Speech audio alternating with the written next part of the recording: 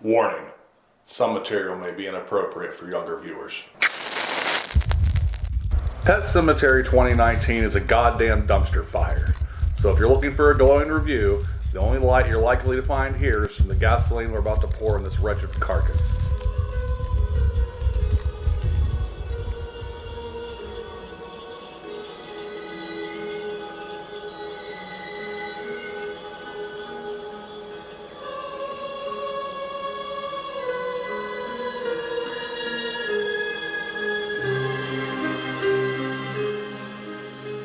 Welcome to the Storytellers. This is where we discuss books, movies, and board games. And all things stories. I'm Nate. And I'm Brian. And really, sometimes dead is better. So, this new Pet Sematary movie is directed by Kevin Koch and Dennis Widmeyer of Starry Eyes and Holidays, of which neither one of us have seen. I believe Holidays went direct to Netflix, and Starry Eyes people seem to like. That's what I've heard. I haven't checked it out yet, although after this outing at the cinema, I don't really know that if I should. So, one of the first things I notice is the title card comes up and it says, Screen Story by Matt Greenberg. I've never heard anything. I've never seen Screen Story. What is that? I've seen script by, screenwriting. What is that about? I have no idea. Screen Story. I think they put some index cards in a bag and shook it up and threw them on the table, and that's the movie we got. He also wrote that goddamn awful dragon movie, Reign of Fire, Seventh Son, if you've ever seen that. But he has two films that I like. He did Halloween H2O, and he did the short story 1408 by Stephen King with John Cusack and Samuel Jackson. Correct. So 50-50 on that. This new movie stars Jason Clarke as a block of wood, Amy Simons as the only competent actor in this turkey, John Lithgow as confused grandpa, Jet something Lawrence as not Gage, the Lavery twins as stick figure psychics, and Absa Ahmed as the screaming Muslim. So, Brian, what do you think about Pet Sematary 2019? I think it was really disappointing. I personally don't mind when you change a story as long as it keeps the basic heart of what the story was. And this movie failed miserably at that. I wouldn't even call this Pet Sematary other than the fact that they bury animals and they come back to life. How much of this movie do you think represents either version of the story we have so far? So either the novel or the 1989 film, if you were to put a percentage on it. Maybe 5 to 10%. I think 10% is being generous. Yeah. It really is. It's literally Pet Sematary in name only. Yeah. This movie feels like to me that they were like, somebody at the studio was like, oh shit, we have the rights to Pet Sematary and they're going to expire soon. Does anybody have a script? And somebody's like, I have this screen story by Matt Greenberg. Like, okay, change the characters' names and put Pet Sematary on it. Move. It has nothing in common with it. Nope. The names of the characters. You have Lewis, Rachel, Judd's there. Yep. The kids are there. Got a cat. There's a cat named Winston Churchill, yep. which they do say that. We have Victor Pascal, who is black now, which is no big deal, but all the subtle nature of his ghostly warnings are now literally him screaming at the camera. Yeah. And I'm like, why? It doesn't make any sense. Yeah. For those of you that are just finding our channel, this is also going to serve as part 4 of our Pet Sematary Dug Up analysis. In that first 3 parts, we go in depth into comparisons between the original 83 novel and the original 89 film. So if you'd like to check that out, we may be rehashing some of that material here, but that's pretty in depth. And right now we have a corpse to burn here before it comes back. So, Brian, you wanted to talk about characters. Yes. I just want to do a quick comparison kind of from the book and original movie compared to the new movie. In the book, in the original movie, You actually felt for Lewis, like he was an actual person that you cared about. In this new movie, he's to me a straight up villain. That's how I feel about it. Well, it's funny you say that because when I said before, when I seen the trailers and saw Old Chief Woodenhead, aka Jason Clarke, I was like, why would they cast this guy as Lewis? He looks like a villain. Yeah. And if you look at his filmography, that's pretty much what he plays as villains, which is fine. Yeah. But Lewis is supposed to be he's your hero, he's your protagonist, he's the good guy in the story. And in this movie, he definitely is the villain. Yeah. He's definitely not a good person, because in the crux of it at the end, you need to feel bad for what he's going through. And I did not, at the end of this movie, feel bad for him. No, I didn't feel bad for him at all. So next would be Rachel. Rachel in the book is somewhat detached. I actually felt more for her. I thought maybe that was the switch where she was basically going to be the main person you cared about in this film, but that was kind of lost somewhere near the end also, in my opinion. Yeah, I agree with you on that. She is... Well, let me ask you this. Do you agree with what I said earlier? Like, I do think that she's the best actor in this film. Yes. Which isn't... But the bar is really low. Yeah. I mean, the script is just god-awful. They have almost nothing to work with. And I've been hearing people, other critics on YouTube, who shall remain nameless, giving both this movie and Jason Clarke's performance glowing reviews. Yeah. And I don't see it. Did we watch the same movie? He know. can cry on cue. Okay, well that makes him believable. Yeah. No, none of this is like...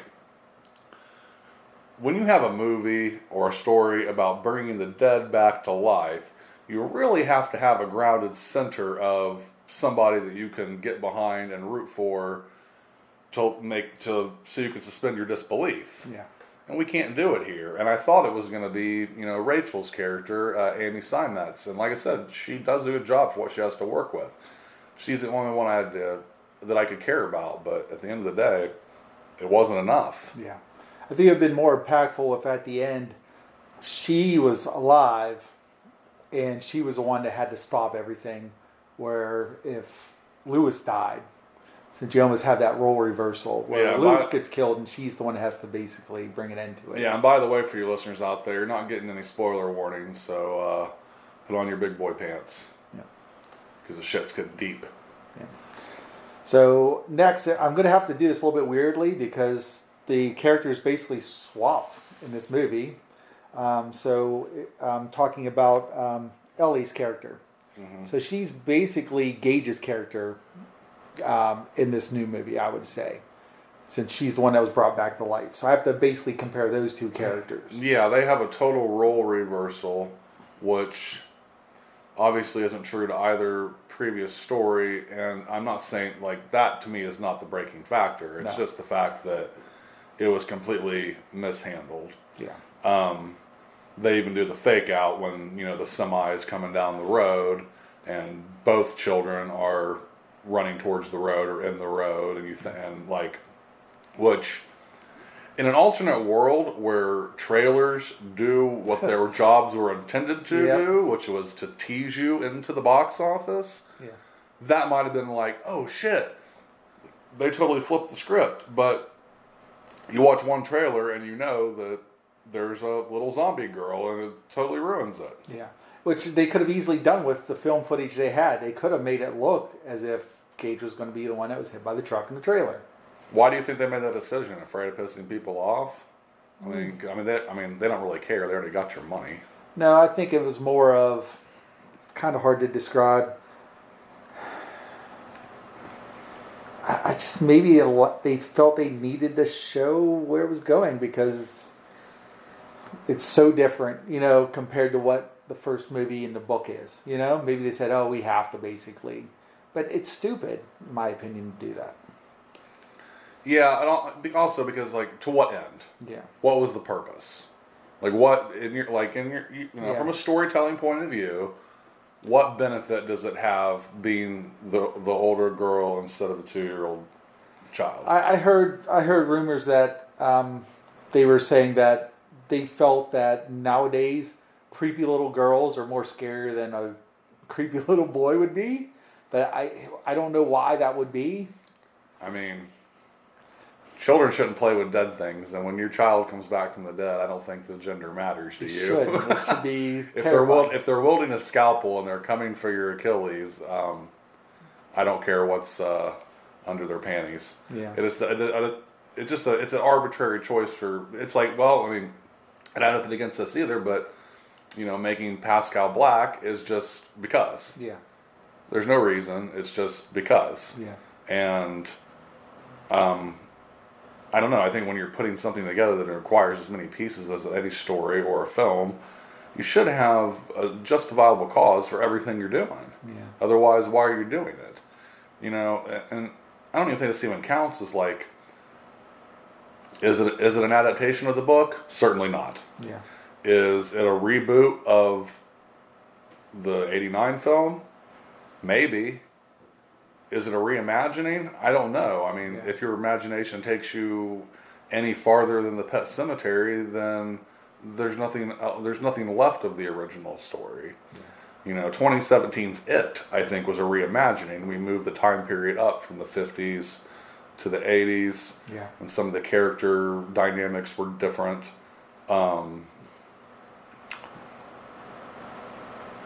I have nothing to say about there's two twins that play Gage. Yeah. Who has almost no screen time. Nope. There were several times I'm sitting there and the theater was only like a third full maybe. Yeah. And this was an afternoon, early evening showing on the first week. But there wasn't a lot of people there, and I kept thinking to myself, there's a couple times I almost laughed out loud because I'm like, everybody's on screen except for the baby, and I'm like, who's watching this baby? Yeah, and that's the problem with what they did with Gage in this. He had no impact that Ellie's character had in the first movie. Ellie's character was important in the first movie. She spawned a lot of feelings of, fear of death, learning about death. There's none of that in here. You just have Gage who draws a stick figure of Pascal with blood coming out of his head. That was one of the points that I almost laughed out loud. Yeah. Lewis is looking through these pages of Ellie's drawings. Yeah. And then up comes this crappy stick figure of a black circle with stick legs and all this blood coming out of the head. And he's like, what's this? And she's like, I don't know, it's not mine. And I'm like, at that point I'm like, oh, she's lying. Yeah. Right? And then come to find out, it was the 2-year-old that drew this. And I'm like, are you kidding me? Yeah. So we have psychic stick figures. And the point of that, of Ellie having some of the shine in the original story was so she could give Rachel enough clues. Yeah. To piece it together, to go back to Ludlow to try to save her family before it was too late. Yeah. And in this story, I guess it's kind of the same thing, only it's a 2-year-old instead of a 9-year-old girl, and there's no way that he can communicate. So, you've severed that connection of storytelling. There's no reason she should have been able to put these pieces together. Yeah. And they really never had much of a Pascal discussion about him getting run over, at the college anyway. Yeah, they just sat on the steps and he mentioned it to her in the movie. So, but other than that, it wasn't. Well, in the original story, there's all these clues about the little girl. Ellie knows the color of his shorts and knows what he was wearing. Knows his name is Victor Pascal. Yeah. She remembers it as Pascal, remembers what it is, and she remembers that he had told Lewis that he was there when his soul had discorporated. Yeah. And that was really the ultimate driving force that sent her away back to Ludlow from Chicago. Yeah. This one, she is kind of on a whim and goes back to she's like, well, his ghost is there. It's speaking, but he doesn't really. It's just horrible. Yeah. And instead of Chicago, we have Boston. Why? Yeah. Reasons. Don't have to fly home. It's closer, I guess. Yeah. Massachusetts is closer to Maine, but I don't. Do they ever even like establish that it's Maine? So I don't feel like I don't. I know that there's in the opening scenes. There's like signs of like Ludlow and. It's all in the background. I think she was wearing a Maine shirt at one point in time. Okay. And he's wearing a Boston shirt when he first gets to the house. So it's kind of like, I guess clothing tells stories now. But I'm okay with visual storytelling to a point, but so let's talk about the heart of this story. Yeah. The heart of the original and the book comes from the neighbor across the street, Judge Crandall. Yeah. Who is played by Fred Gwynn in the original and played by John Lithgow in this film. You want to talk about that? It's non-existent, their relationship. Like the original Judd in the original film in the book is the nosy neighbor who always gets involved. This Judd didn't even have the common decency to come over when they moved in the first day, to even say hi to him. It's almost like adversarial almost in certain ways. It's definitely adversarial, and also like in a way they're closer neighbors in this film because their properties touch each other. Yeah. There's literally like it's Judd's property, a fence, the Creed residence, and the pet cemetery. Yeah. And the roads across from all of this with just woods. So there's nothing there. Let me rewind here back to the opening of the film. So the film opens with us in an aerial helicopter shot of, you assume that we leave the Micmac burial ground. You never see it. It's going through the woods, and then we pan over the pet cemetery, and then we go over a house on fire, which you must assume is Judd's house if you know anything about this story. Yeah. Then we come down into the Creed residence, and it's like this is the aftermath. So like we're seeing like the climax of what's going to happen. And I thought, oh, what a clever way to do something different, to have some kind of bite. Yeah, which is a way of saying you see all these pieces. How did it come to where all these things fit? Which has been done in movies I've liked before, like Don't Breathe.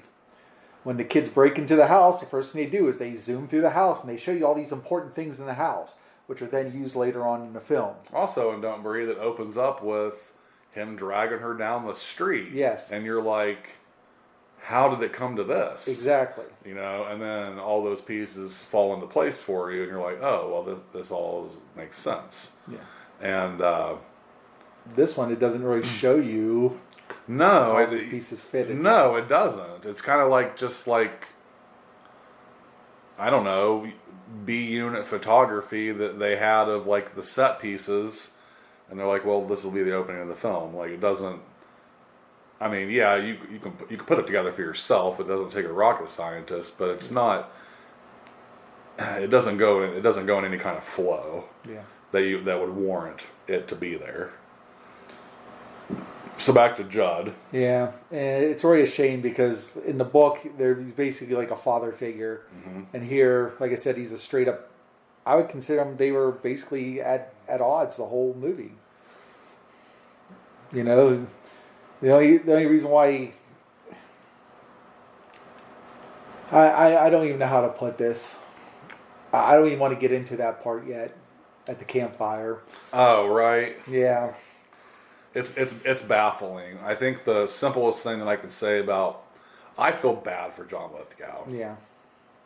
If this is all you ever seen of the man's work, it is a travesty. He had no agency on screen. Yeah. The script that gave him nothing to do except for little bolts of exposition. Yeah. Little things about the Wendigo and about cannibalism and things like that ultimately are like Easter eggs for people who had read the book because they have absolutely no bearing on the story whatsoever. Yep. None. It's like a veneer. He also got replaced by an Apple laptop. Right. Yeah, all the things that he supposed that he would tell Lewis about the Micmac Indians or about the bull that was buried up at the cemetery, about the different animals that had come back. Timmy Baterman. Yeah, Timmy Baterman is just a Google search away. Yep. You know, so once again, technology ruins our horror films, and this isn't a situation where like, oh, the phones are out or the internet's down or you have to come up with some excuse to isolate these people. No. They could have just had this conversation. Yeah. Like, we don't like. What is Judd's investment in this? He says he was touched by the little girl. It's the first person he cared about in a while. But we're told that. This, yeah. We're never shown this. Yeah. They don't have any relationship. He catches her at the very beginning, trying to climb over the deadfall, and he yells at her, and she falls, and somehow in that fall, bad editing, gets stung by a bee, Yeah. and he pulls the stinger out, which is what happens in the book, him pulling the stinger out of Gage when they first meet in the first couple chapters of the novel. So that's just like a little nod to that, but then that's pretty much it. She comes over and I bring some muffins or something later the next day. Yeah, I got cookies for you. Right. She has like a little Red Riding Hood or something. She's got her little basket, finds out that he has a revolver and bullets like right there where anybody can grab, and she's kind of snooping, and he tells her that his wife Norma's dead. She got sick and died, or got sick and passed away, but there's no other explanation to it or anything like that, and that is their only scene together. Which is another point of contention, which I think there was major things cut out of this movie. I agree, there had to be, and it's about the same length as the original film. It's like in the hour 40-minute range, but the pacing is awful. Yeah, because in that trailer, it showed an old woman in a chair, right, which would have been Norma, and there's things at the end when we get into the ending, which says there was more to that story, I think, than what was shown. So, the whole section was just ripped out of the movie. So who knows what it would have been. I don't know if it probably wouldn't have saved it, but I think it had to do with, I think he buried Norma in the pet cemetery. I think that was subtly hinted at, or that you could draw that conclusion, maybe. But if that were the case, let's just say it is, for just saying, because I do believe there's conclusions that can be drawn. If that were the case, why in the hell would he still be there trying to bury this cat? He went up to the regular cemetery first, though. He was going to stop there. And if you notice that, he turned around and stared over at the barrier, which would be the influence of a Wendigo if they had one in this film, which, once again, they don't. But it was sort of like something persuaded him at that point in time. That was the one thing I said, oh, wait, look. He was ready to bury it. He looks. It's almost like something was talking to him. And then all of a sudden he picks up the dead cat garbage bag, says, hey, we need to go. Which him carrying the cat deflates the whole concept of you have to bury your own, by the way. Exactly. Like, he doesn't help Lewis at all. No. He just leads him. I got the pickaxe and shovel, and you carry the cat. In the original story, he just leads them, and you have to bury your own. He doesn't lift a finger to help them other than carrying the shovel. Yep. And he gives them the shovel when they get there. Yep. So let's talk about how I like the way the pet cemetery looks. Yeah. The deadfall, I'm not crazy about it. It's almost like a vertical wall. Right. It seems less... I don't know. I can't put my finger on it, but it didn't do it for me. Yeah. Now, in this, as opposed to the original movie, and something that is from the novel, is they do go through Little God's Swamp to bury the cat. The only reason we know this is because we saw Lewis look it up online earlier. Yeah. He didn't say this was Little God's Swamp when he went through it. He doesn't say anything about, you're going to see weird lights, you're going to hear noises, he doesn't give any kind of speech at all. Lewis, all he does is he takes the cat from Lewis and says, follow me. Yep. He doesn't give him any warnings about don't look down, keep moving, step where I step. He doesn't tell him anything. Yeah. So, and keep in mind, folks, this, like, in the continuity of this movie, it feels like it's been about 24 hours. Yeah. It's like he just met this guy.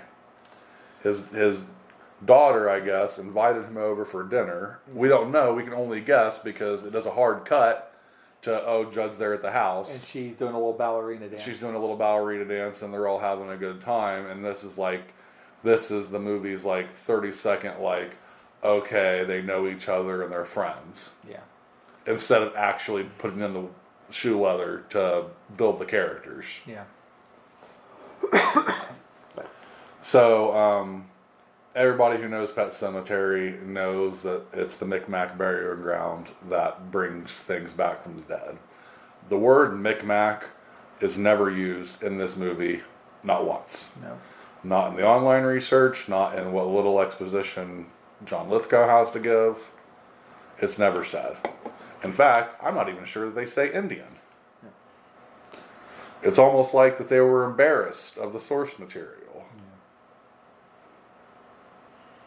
I feel like that all the, like, stuff in the Pet Sematary as far as visually and in Little God's Swamp and in the forest is all style and no substance whatsoever. You know, it looks creepy. It looks like, like Merc Wood or something like that. You know, it's definitely a place you wouldn't want to be in at night, but that's it. And then how anticlimactic is it when they get to the burial ground? There's nothing there. Yeah. There's not even a set.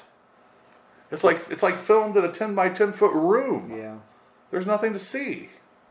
Like in the original film, there's a pullback, almost like a helicopter shot. Yes, there's not that it's flying; it's just static. It's maybe a crane huge shot. Yeah, it's a huge aerial shot of this place is like 2 football fields wide, and you can see the burial.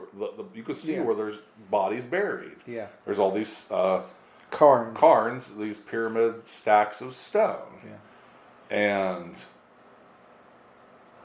you want to describe what the set looks like in this film? I can't even describe it. It's all I remember is he kept digging these little shallow graves and pushing dirt on people. Yeah, we could. I have like a 20 by 20 foot backyard, and if it was night and lit correctly, we could recreate the scene with that and a green screen to have lightning in the background.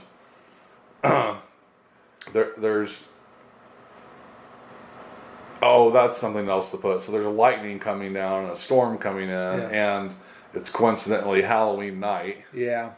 So Thanksgiving. Just because when they bury the cat. Yeah. I was like scoffing under my breath at how shallow these graves were. Yeah, it's like their nose could have been poking out there. Yes, literally, the nose. Like you had to put a rock on it because it's not even like.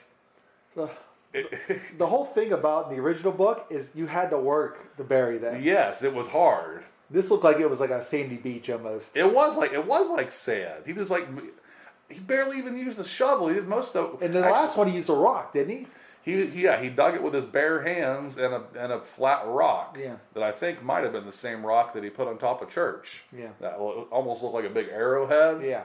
And he just kind of scraped it out and put her in there, and that like if you were eye level with the ground, you would have seen her toes sticking up. Yeah. Like it literally was like 4 inches deep. Yeah. Like absurd. I just that's all it takes. Yeah. There must be all kinds of like accidental zombies up there of like small like woodland creatures that like a squirrel or the wind blew over dirt over them. Shit. Fucking rabid chipmunks and groundhogs. I know where to start with some of the other stuff.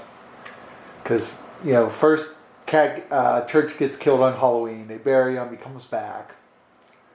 He's aggressive, just like Church from the original movie. I was hoping they'd just make him a little bit more thing. There was one cool part with Church where they were up there in bed together, and he brought the bird in. Oh yeah, that was. Well, that was something that was like kind of from the book. Exactly.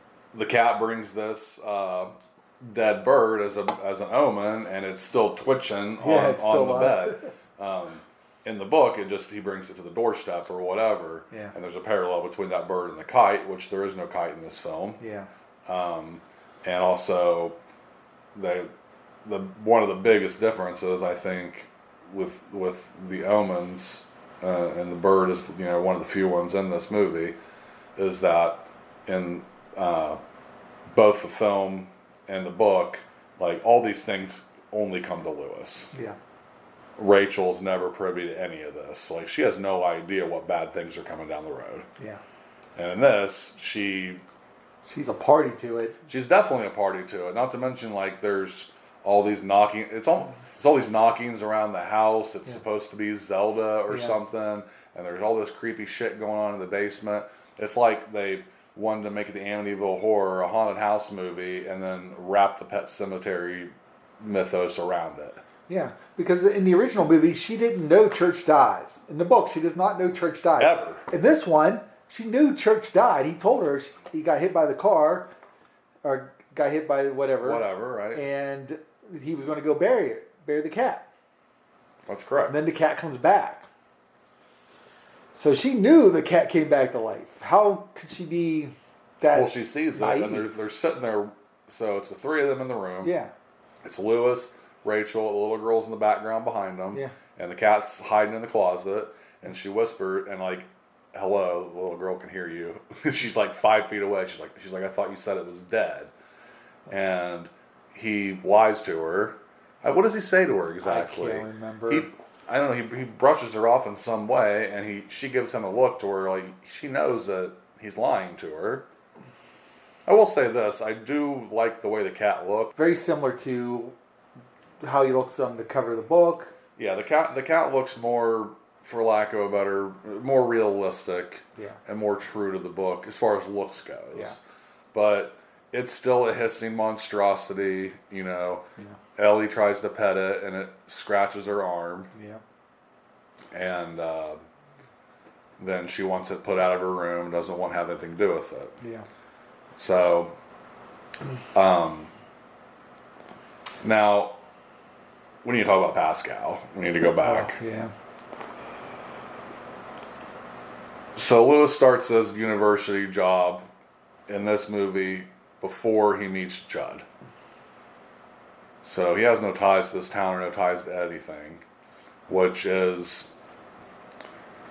kind of, it really defeats the purpose of like how things were set into motion, because originally how it should go is he meets Judd shows him the Pet Cemetery, and now things have been put into motion. Yeah. In this, it's backwards.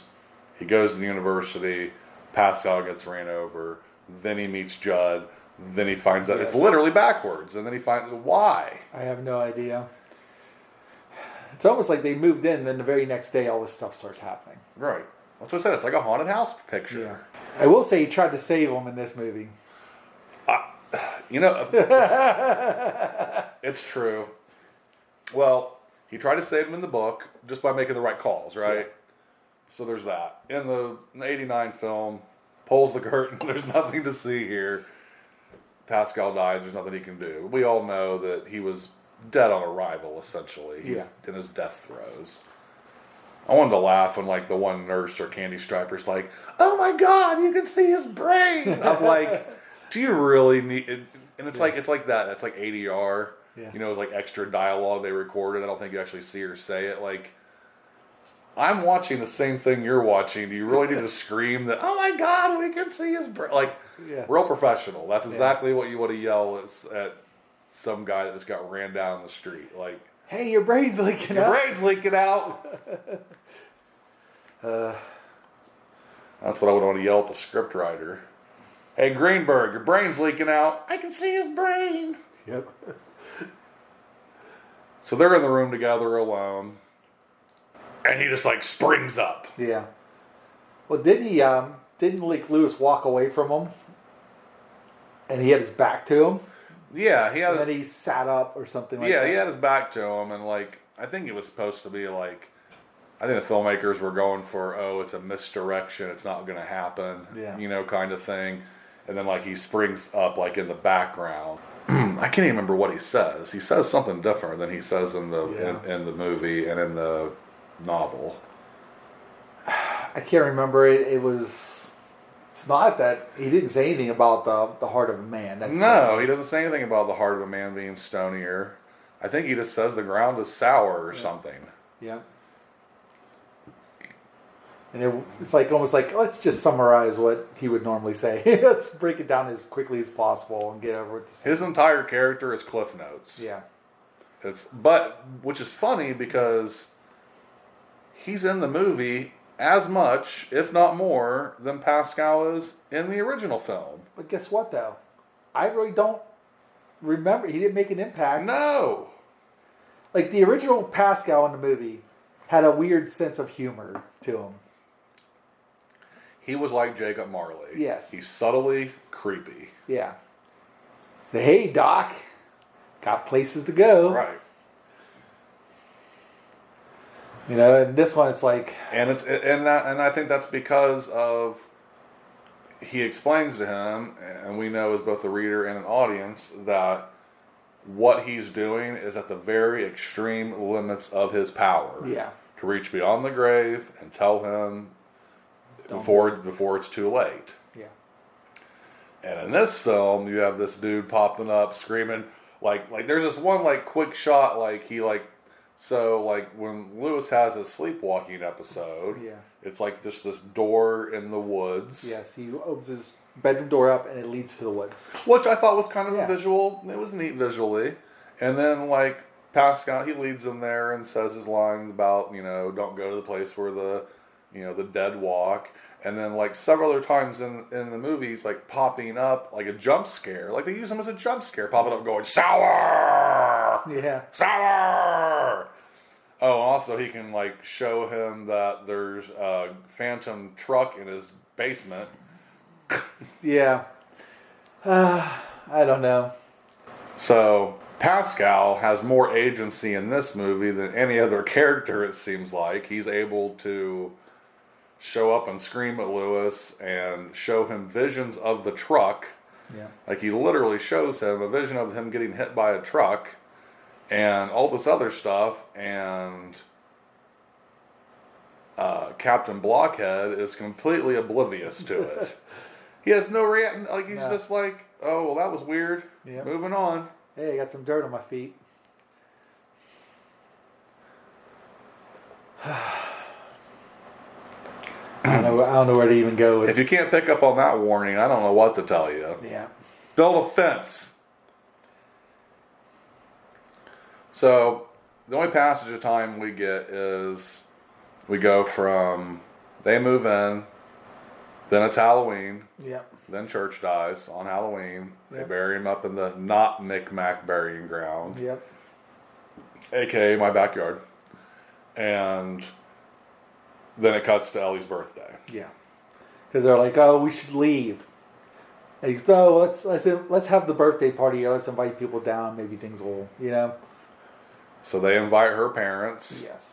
Who, I guess before this, we need to talk about how in all three versions of the story, these two films and the novel, Rachel has a problem with death. Yeah. In this 2019 film, she has a problem with him. She wants Lewis to lie to Ellie and tell her that the cat ran away. Yeah. And so, a couple scenes go by, they have this argument, and then, out of nowhere, she's like, by the way, I never told you the story about how my fucked up sister died. Like, right off the bat. It's out of nowhere. Yep. And they changed it. I don't know if it was a bad change. The fact that how Zelda died. I think it's a bad change, and here's why. Okay, so number one, let's preface this, and you can go back and see in our other dug-up analysis that Rachel has a problem with death because of her sister Zelda, who has spinal meningitis as a young teenage girl, and she's bedridden, and she's forced to take care of her by her absentee parents, basically. Yeah. And so she dies under her watch no fault of her own, she chokes to death, and Rachel carries his guilt with her into adulthood. Well, in the book, Norma Crandall, Judd's wife, dies. Yeah. In the movie, 89 movie, Missy Dandridge hangs herself and dies. So in both stories, there's a funeral to go to, which we said that the only reason for this story to come up is because there was a funeral to go to. Exactly. And Rachel feigns illness to avoid the subject and not have to go. Well, in this, it's about a cat that may or may not be dead. Exactly. And so it comes out of the blue. It doesn't make any sense as to why.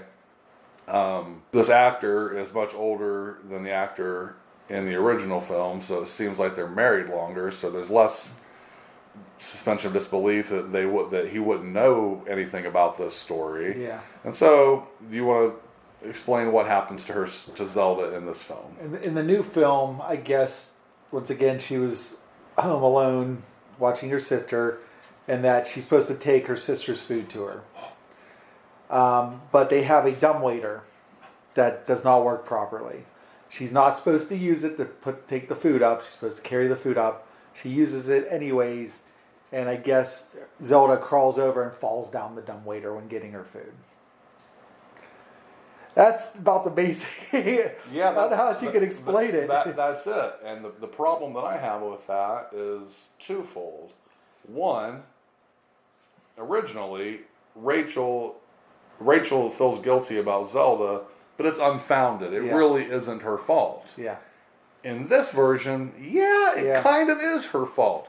Granted, she's a little kid. The kids don't know any better, even though she was explicitly told not to use a dumbwaiter. So it does make it partially her fault. But more than that, she has spinal meningitis. She is bedridden. Yes. She can't get out of bed to get to the goddamn dumbwaiter in the first fucking place. Yeah.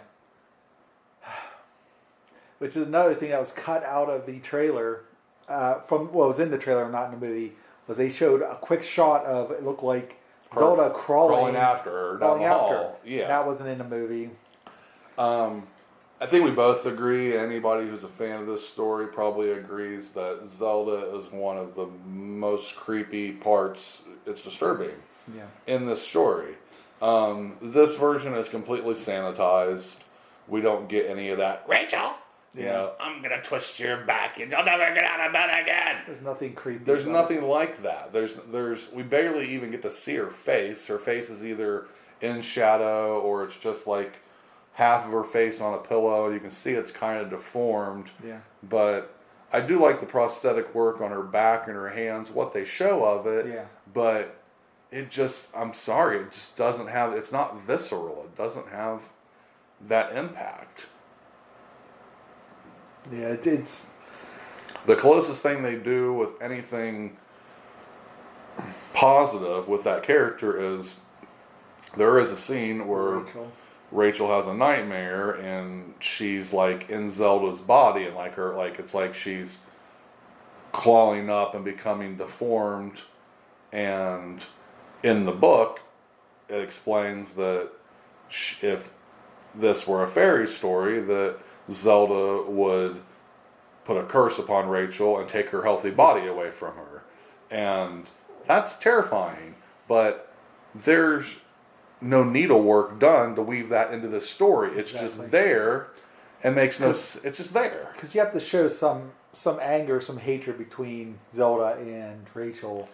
Right. And for that to make sense. It has no context. Exactly. And that's the problem, because Rachel says in both the 89 film and the novel that she ran out of the house screaming, Zelda's dead, Zelda's dead. And people thought she was crying, but all these years later she realizes that she was laughing because that her sister was this awful, dirty little secret that the family was keeping, and finally it was over. Yeah, she was relieved, basically, right. Her sister. And we don't get any of that in this. There's no context for the story or how it works in.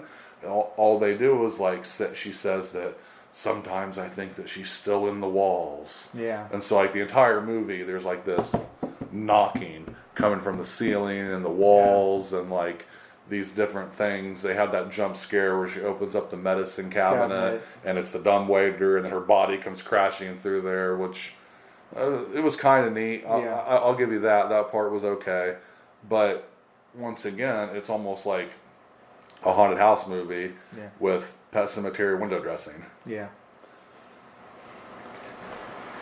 Okay. So I think we should get on with the meat of it, where Ellie dies, and then what happens from there on out. I mean, I don't know what else there really is to talk about. All right, so they have a birthday party. This is so I guess they can bring in the Goldmans, who are her parents, who are never talked about. Nope.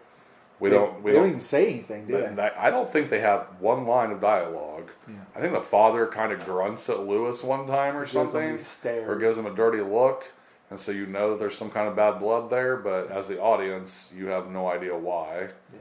Like, there's a lot of things in this movie that if you had read the book, you'd be like, okay, I know why that is. I know why that is. But that's not how storytelling works. Okay, you don't put extra work on your audience to put the pieces together for you. Yeah. So both children run into the road, and Gage runs into the road because he's a 2-year-old, no one's watching him. Yeah. Ellie runs into the road because she sees Church. Yeah, because Lewis had taken Church out to the middle of the woods because he couldn't kill him. So I'll just throw him out in the middle of the woods and dump him off. He comes back. So the cat came back. She sees the cat, runs into the road. Here comes the Orinka truck. Lewis dives out and saves Gage. Yep. And the truck jackknifes, and then its trailer tanker part jumps the track of a hitch and bumps her off the road rather comically, in my opinion. It's just like, pop, she's off the road. Yeah. There's no blood in this scene, Brian. PG-13 maybe? I don't know. Why is there no blood? Your movie is about bringing children back from the grave. Yeah. Granted, if a small child got ran over by a truck, it'd probably explode. Yeah. I guess this is my disbelief there. But he cradles her on the side of the road, and the mom's like there, like pounding the asphalt, screaming. Yeah. There's no blood on him, no blood on her. There's no dirt on either of them. Yeah. She's just laying there like a pale mannequin. I think there's like a little splatter of blood, and I mean like the tiniest bit, like on the railing of the tanker that hit her, because it's not an actual truck. The truck jackknifes, and we don't see the driver. It's just the tanker itself. The tanker pops its hitch and like slides comically at her and pops her off the road. Even in the '89 film, we see Gage's bloody shoe like spinning in slow motion and falling to the ground, and that's all we needed. That was enough. Yeah. This. Nah, she's just... And then hard cut to the funeral. Yeah. Hard cut to the funeral where there's a bunch of dirty looks. That's it. You get a dirty look from the stepfather staring at him, gives him a dirty look across the casket. And then Judd gives him a look too. Like, I know what you're thinking. And that's it. There's no explanation. It's a 10-second scene. Yeah. If that. They don't have the fight over the casket, over... the bad family blood doesn't get brought up. There's nothing there. They may have to pay that actor more if he spoke in the movie. So. I don't even know who that actor was. I've never seen him before. Yeah. Really, and nobody outside of the main cast, which is 4 or 5 people, have any dialogue. Yeah. There's just a bunch of extras. Then it cuts to, I have to get out of here for a while. Rachel, she wants to leave. Yeah. And then they get loaded up in the car, in the parents' car, and he gives Lewis a dirty look, and they're off to not Chicago. Yeah. Off to Beantown. Right. And so it leads to what I consider the abomination part of the film. This is the worst. It's the worst scene in the movie because it doesn't make any. I just can't figure out. It makes no sense. Tell us what it is. Judd gets roofied. That's what it is.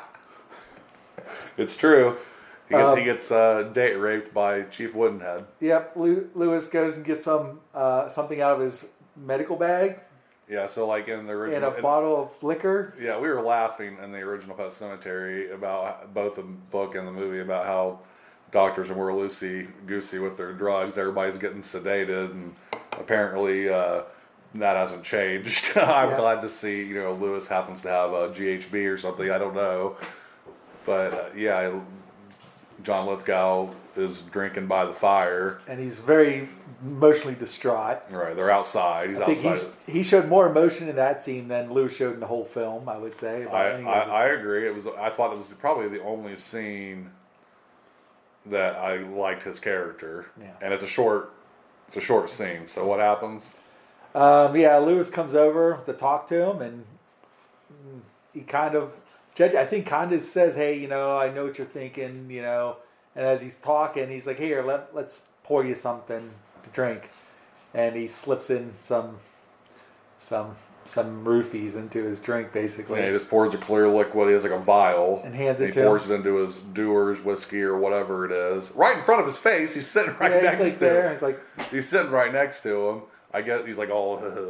And, he knocks him out. Yeah, he just drugs him. Why? Him in the chair. I don't know. He didn't even give him a chance to say that he was going to maybe stop him. They didn't have a chance to have any conversation. Yeah. It was like a few seconds of them like both being melancholy because the funeral had just happened. Yeah. As far as I know, it was that day. Time is not good in this movie. I don't know. As far as I know, it was that very day, and John Lithgow's already half in the bag by the looks of it, and he just knocks him out. And I thought, oh, the next scene is going to be like him waking up and he's tied up, and Lewis is going to interrogate him about what he knows about the burial ground. Get some information. Yeah. Now, granted, that has nothing to do with the story, but neither does this, so all bets are off at this point. We're way off the rails. Yeah, like, he could have sat there and broke Judd's fingers for information. I don't know what he was doing. He's interrogating. But, no, so he knocks him out, and this is the point where you realize, wow, Lewis is an asshole. He's the bad guy. Yep. Not only is he the bad guy, that him and Judd, as opposed to being father and son best friends, are adversaries for reasons. Yeah. Why? Don't know. We don't know. They didn't want to invest conversations between the two characters. I mean, really, what conversation did they have other than when they talked going up to the burial ground? That was it. I would say that you could fit all the dialogue between Lewis and Judd on 2 pieces of plain paper. Yeah. Easily. Probably in 2 pieces of paper in script format, maybe. Yeah. Like they have nothing to talk about. They have no relationship whatsoever, and he has no reason to drug him.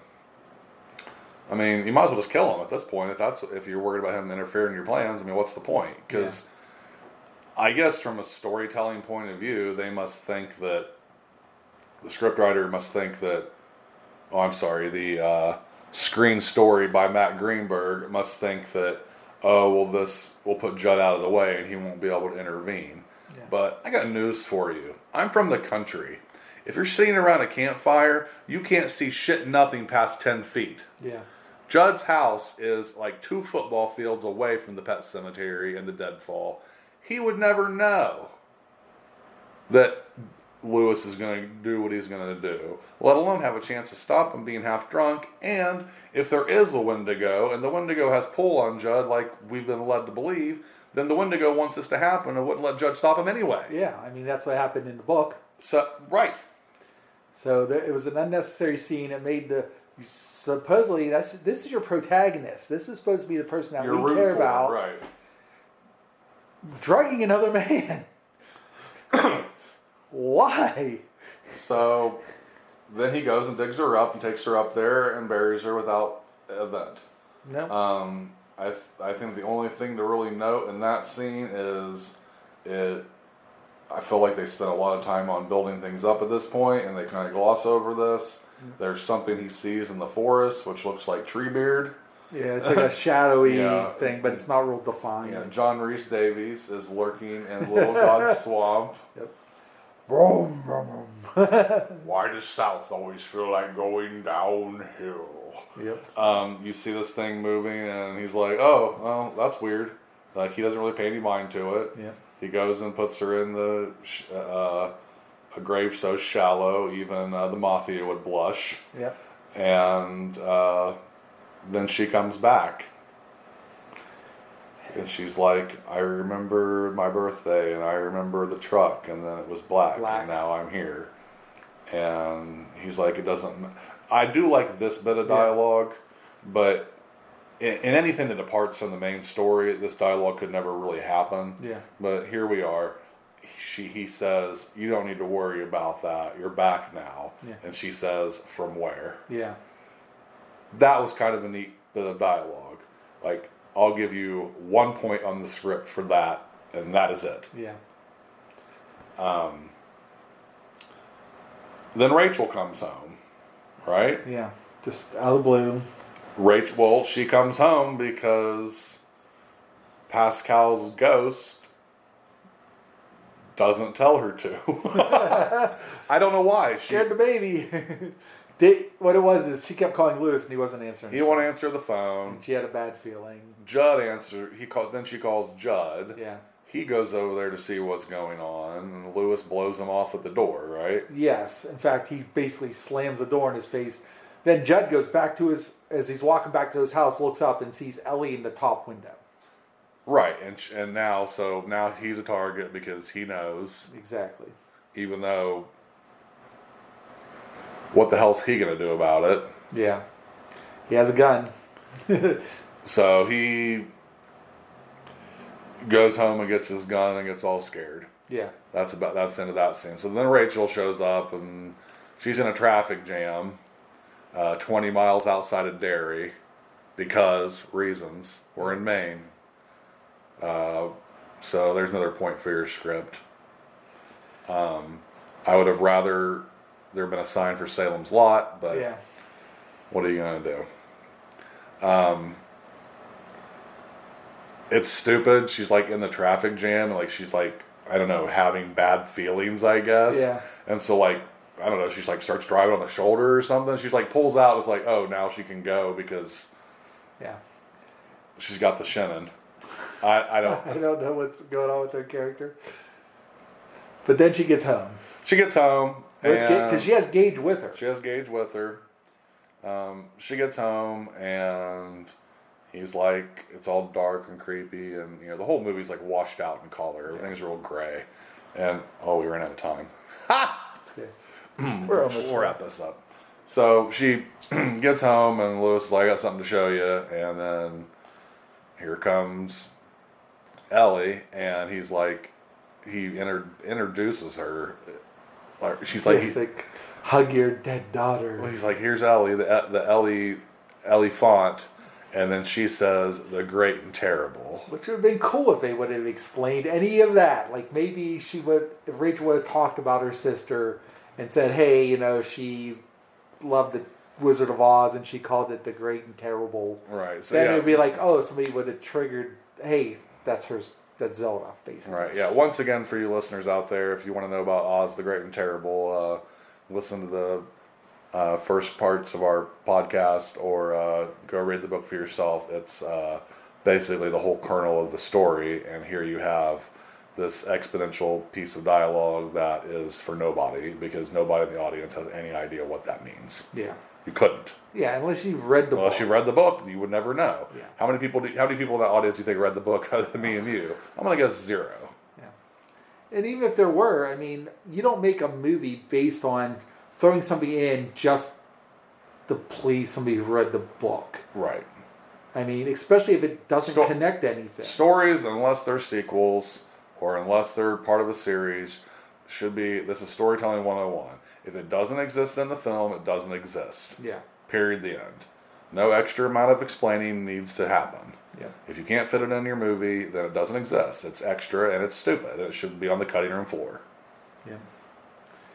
So she recoils from her daughter and runs upstairs, and Lewis went over to Judd's house because he realizes, I forget what triggered him to go over there. Something triggered him to go over there. But he went over to check on Judd for some reason. All of a sudden he cares about Judd. You know what I mean? So while he's over there, that's when Ellie tries to kill her mother and succeeds. Yeah, so we're just going to fast forward through this because there's nearly nothing interesting to say. Zombie girl goes to Judd's house with a scalpel, cuts his Achilles, shocker.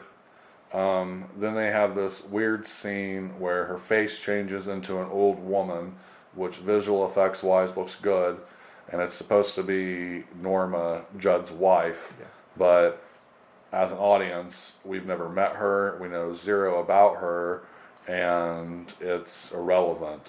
It's the Wendigo taunting Judd, saying that I'm burning in hell and you let me... Why did you send her down here with me, too? Yeah, all this stuff, which is all swell if we actually knew anything about the Wendigo, or knew anything about Norma, or knew... If we had met Norma, then we would clearly know this is a trick, or a lie, or whatever.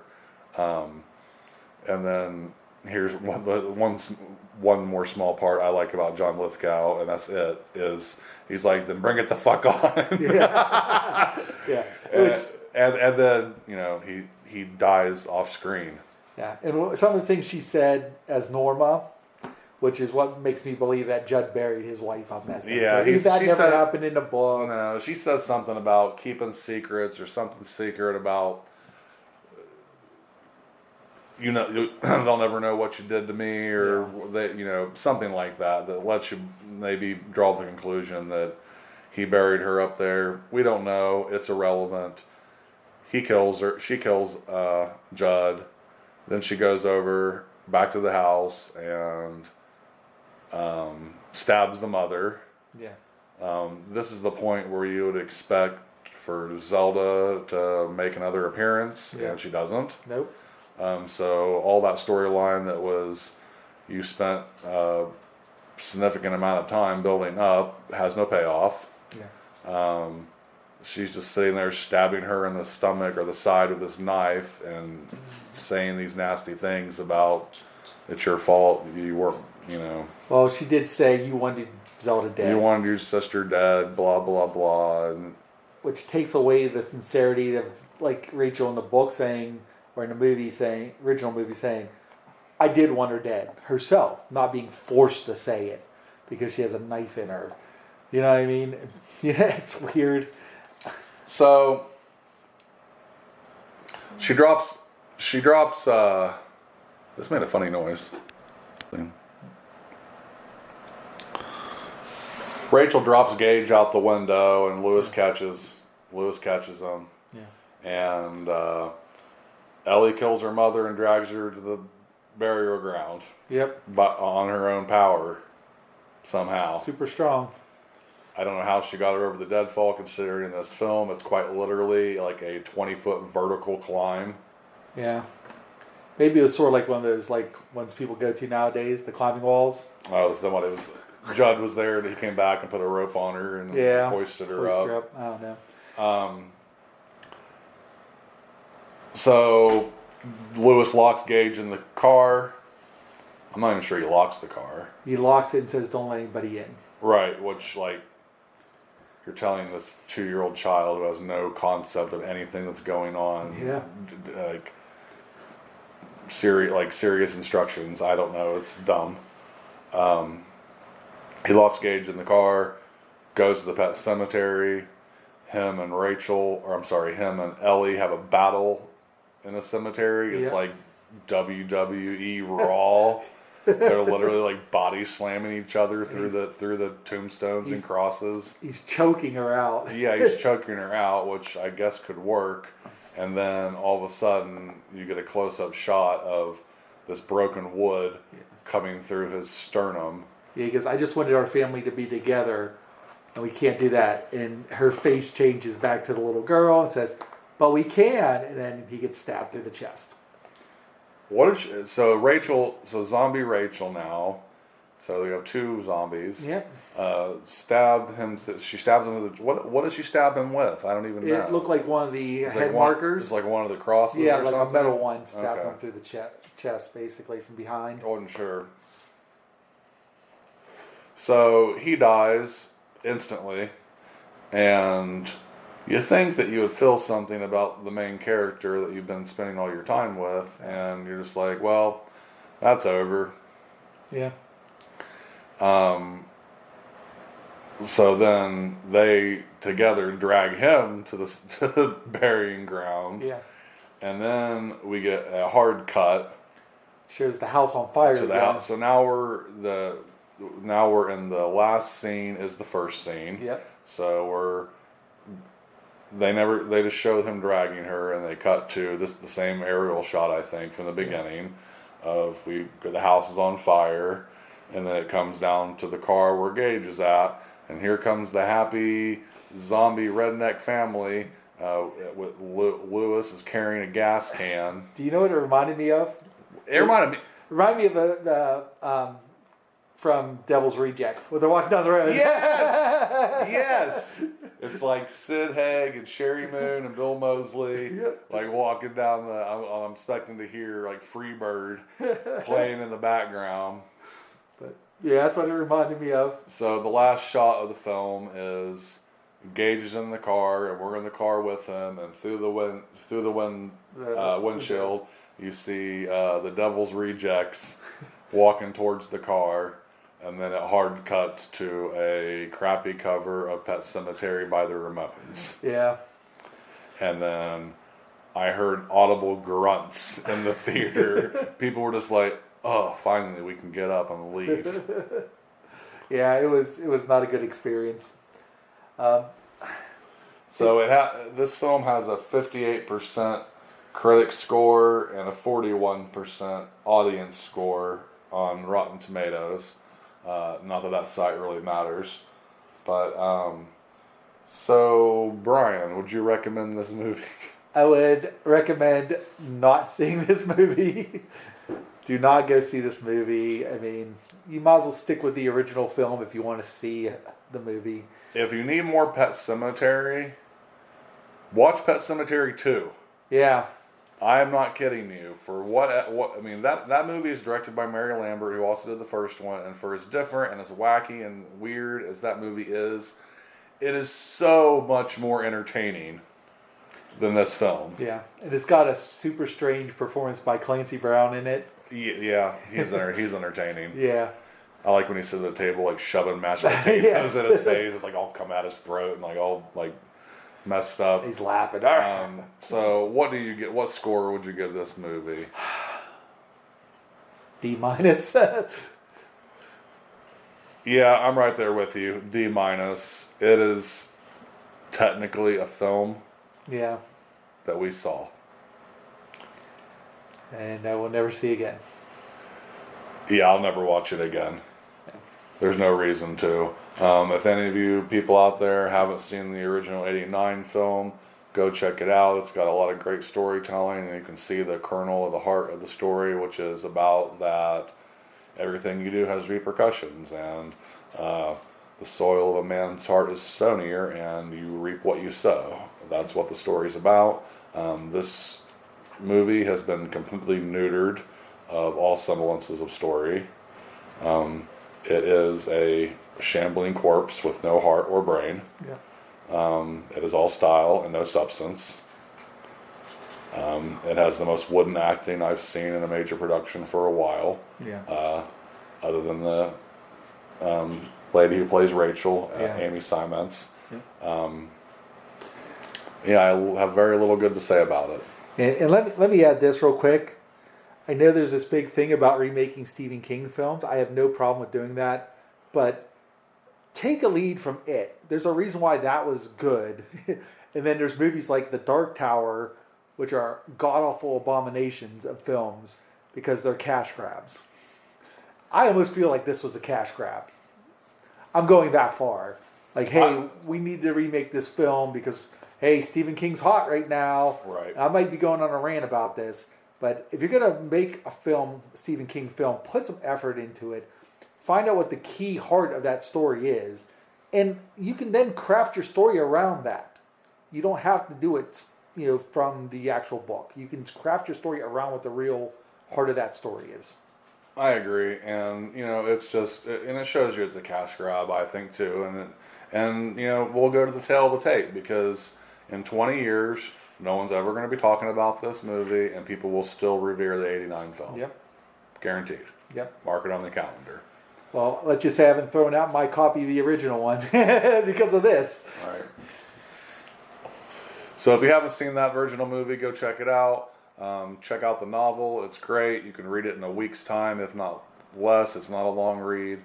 And join us next time on The Storytellers. I'm Nate. I'm Brian. And we'll see you then.